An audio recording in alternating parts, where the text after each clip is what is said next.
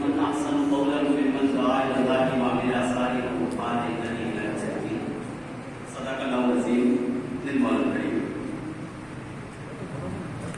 داعی کی تشریف فرما قابل صدر احترام ذمہ داران جماعت مسجد الفلاح کے ذمہ داران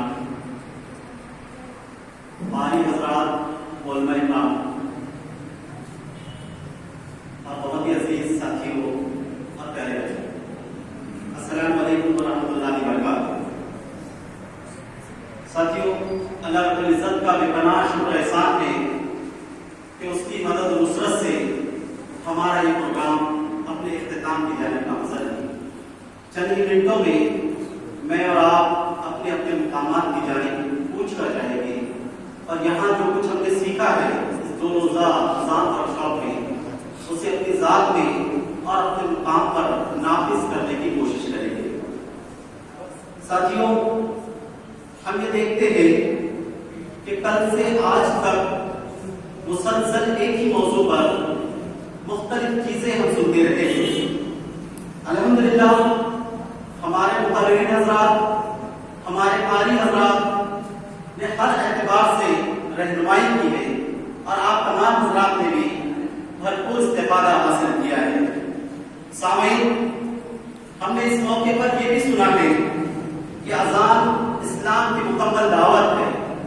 اب اس دعوت کو سمجھنا، اس دعوت کو جاننا، اس کی گہرائی میں پہنچنا یہ ہم سب کی ذمہ داری ہے. اس 2 روزہ ورکشاپ میں مختلف چیزوں کو آپ تک پہنچانے کی کوشش کی گئی ہے، لیکن یاد رکھیے کہ یہ چیز یہاں پر ختم ہونے والی نہیں ہے. بظاہر یہ پروگرام تو ختم ہو جائے گا، یہ ورکشاپ کا خاتمہ ہوگا، لیکن یہ خاتمہ نہیں بلکہ یہ آغاز رہے گا. ہم دیکھتے ہیں کہ یہ اذان ورکشاپ کے ذریعے جو چیزیں ہمارے سامنے آئی ہیں، یہ جس کو ہم نے جانا ہے، بہت اہم چیزیں، بہت عمدہ چیزیں اور بہت بڑے پیمانے پر وہ چیزیں ہمارے سامنے آئی ہیں. اس اذان پر اگر غور کریں تو کچھ چیزیں ابھر کر سامنے آتی ہیں. سب سے پہلی چیز ہمارے سامنے یہ آتی ہے کہ اذان کا معاملہ یہ ہے کہ ایک فرد مسجد سے صدا لگاتا ہے اور اس کی آواز کو سن کر اس کی آواز جہاں تک پہنچ پاتی ہے وہ تمام لوگ دوڑ کر متحد ہو کر مسجد میں پہنچ جاتے ہیں اور ایک جٹ ہو کر متحد ہو کر نماز ادا کرتے ہیں. تو ہمیں پتہ چلتا ہے کہ یہ اذان یہ اجتماعیت کی دعوت دیتی ہے. یہ اذان ہم کو یہ پیغام دیتی ہے کہ امت مسلمہ آپس میں متحد ہے، یہ ایک جٹ ہے. ہم دیکھتے ہیں کہ جب ہم مسجد پہنچ جاتے ہیں تو ایک امام صاحب کی اتباع کی جاتی ہے اور تمام افراد اس کے مطابق ساری چیزوں کو انجام دیتے ہیں.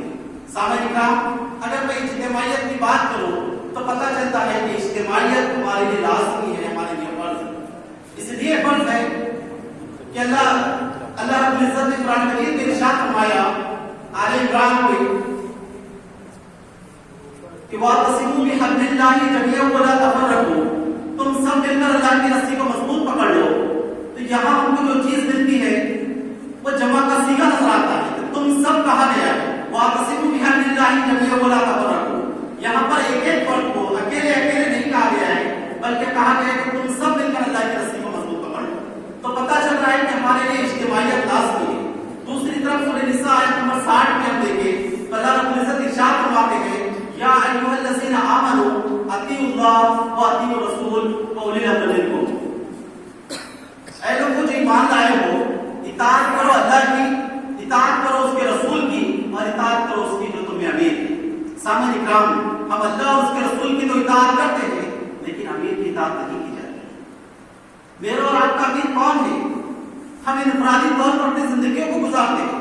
ہم کسی اجتماعیت سے وابستہ نہیں ہیں، ہم اکیلے اپنے کاموں کو انجام دے رہے ہیں. اسلام کا مزاج اللہ رب العزت قرآن مجید میں فرما رہا ہے وہ اجتماعیت کا ہے. پھر اللہ کے رسول صلی اللہ علیہ وسلم کی سیرت کا اگر ہم مطالعہ کریں تو ہم کو پتہ چلتا ہے کہ اللہ کے رسول صلی اللہ علیہ وسلم نے کہا کہ جب بکریاں ریوڑ کے ساتھ چلتی ہے تو بھیڑیا ان پر حملہ نہیں کر سکتا ہے، لیکن جب ایک بکری ریوڑ سے جدا ہو جاتی ہے تو بھیڑیا اس پر حملہ کر دیتا ہے. اس سے ہمیں پتہ چل رہا ہے کہ ہم کو اجتماعیت سے وابستہ ہو کر اپنے کاموں کو انجام دینا پڑے گا. ہم کو اجتماعیت سے وابستہ ہونا پڑے گا. اکیلے تنہا فردا اپنی زندگی ہم نہیں گزار سکتے. اگر ہم گزاریں گے جس طرح اکیلی بکری پر بھیڑیا حملہ کر دیتا ہے اسی طرح جو ہم پر شیطان حملہ کرتا ہے. پھر ہم یہ دیکھتے ہیں کہ اسلام کے ارکان کا اگر ہم جائزہ لیں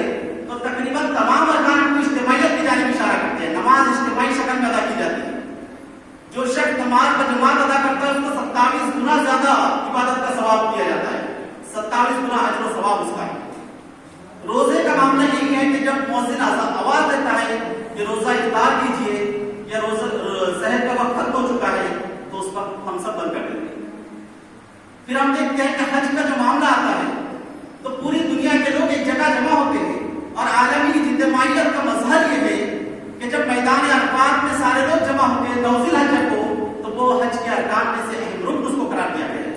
अगर कोई हाजी 9 ज़िलहज को मैदान अरफात में नहीं पहुंचता है तो उसका हज नहीं होता। सामने इकराम, ये इज्तिमाइयत का आलमी मसला, इंटरनेशनल लेवल पर, बैनुल अक़वामी सतह पर सारे लोगों को एक मैदान में जमा किया जाता है। यह है इस्लाम का निज़ाम।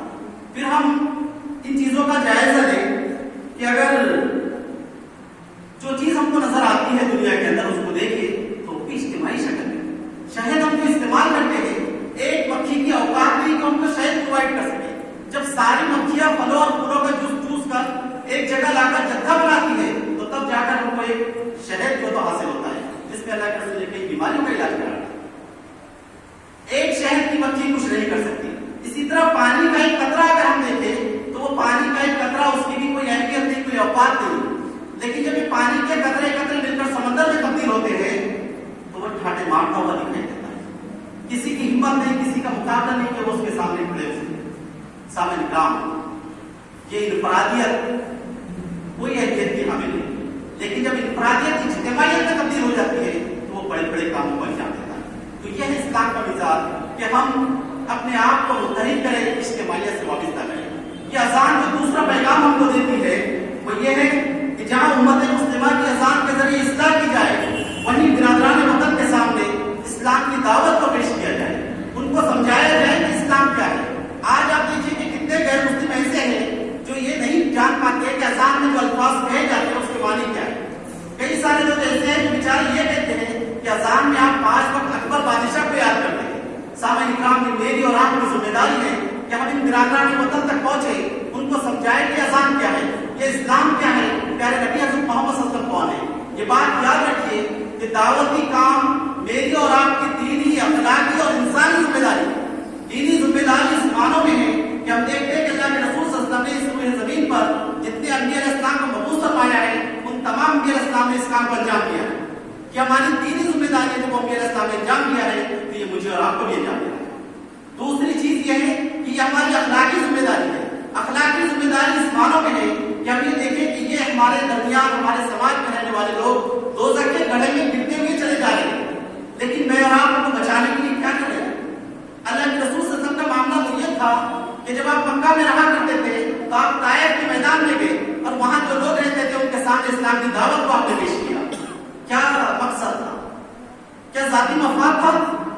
क्या कोई पैसा हासिल करना था या कोई शोहरत हासिल करना था? नहीं, बल्कि अखलाकी जिम्मेदारी थी कि जब मैं जन्नत में जा रहा हूं तो मेरा भाई उस मुकाम पर रहने वाला वो भी जन्नत में चला जाए। सिर्फ और सिर्फ इस मकसद के तहत अल्लाह के रसूल मक्का से ताइफ जाते हैं और वहां के लोगों के सामने इस्लाम की दावत को पेश करते हैं। सामने इकराम की मेरी और आपकी भी जिम्मेदारी है। अब कोई पैगंबर, कोई नबी आने वाला नहीं है, ये जिम्मेदारी मेरे और आपके कांधों पर है कि हम इस समाज में रहने वाले लोगों के सामने इस्लाम की दावत को पेश करें। तीसरी चीज जो है वो हमारा इंसानी फरीज़ा है, इंसानी जिम्मेदारी है। इंसानी जिम्मेदारी इस मानों में है कि मैं और आप अगर किसी मुकाम पर सैर तफरीह के लिए चले जाए और कोई अनजान शख्स हमारे दरमियान आकर ये कहे कि मैं खुदकुशी करना चाहता हूँ, मुझे बताइए कि मैं और आप इसको पसंद करेंगे? मैं और आप पसंद नहीं करेंगे। सामने हम भले उसको नहीं जानते हैं, हम उसको पहचानते नहीं है, लेकिन मुझ में और आप में जितनी एनर्जी है, जितनी ताकत है, हम वो ताकत लगाकर उसको बचाने की कोशिश करेंगे कि वो खुदकुशी ना करे। सामने इकराम, मैं और आप देख रहे हैं कि कितने हमारे साथ, कितने हमारे महल्ले में रहने वाले गैर मुस्लिम हैं, कितने हमारे टैक्स पर बैठने वाले साथी हैं जो दोस्तों के गड्ढे में गिरते चले जा रहे हैं, जो हमको दिखाई दे रहे हैं। और हमारे समाज में रहने वाले कितने लोग हैं जो इस दुनिया से चले जाते हैं। ये हमारी इंसानी जिम्मेदारी है कि हम उनको दोज़ख के गड्ढे से बचाने की मुमकिन कोशिश करें। तो सामने इकराम, ये अजान हमको ये भी पैगाम देती है कि जो अल्फाज अजान के जरिए दोहराए जाते हैं उसको बिरादरान वतन यानी गैर मुस्लिमों के सामने वाज़ेह किया जाए। इसमें क्या क्या चीजें कही जाती है, क्या चीजें बताई जाती है, उनकी वजाहत अगर हम पेश करेंगे तो फिर आप देखिए कि जो मुख्तलिफ आवाजें होती है, जो लोग ये कहते हैं कि अजान को बंद किया जाए, अजान से हमको डिस्टर्बेंस हो रहा है, अजान से समाज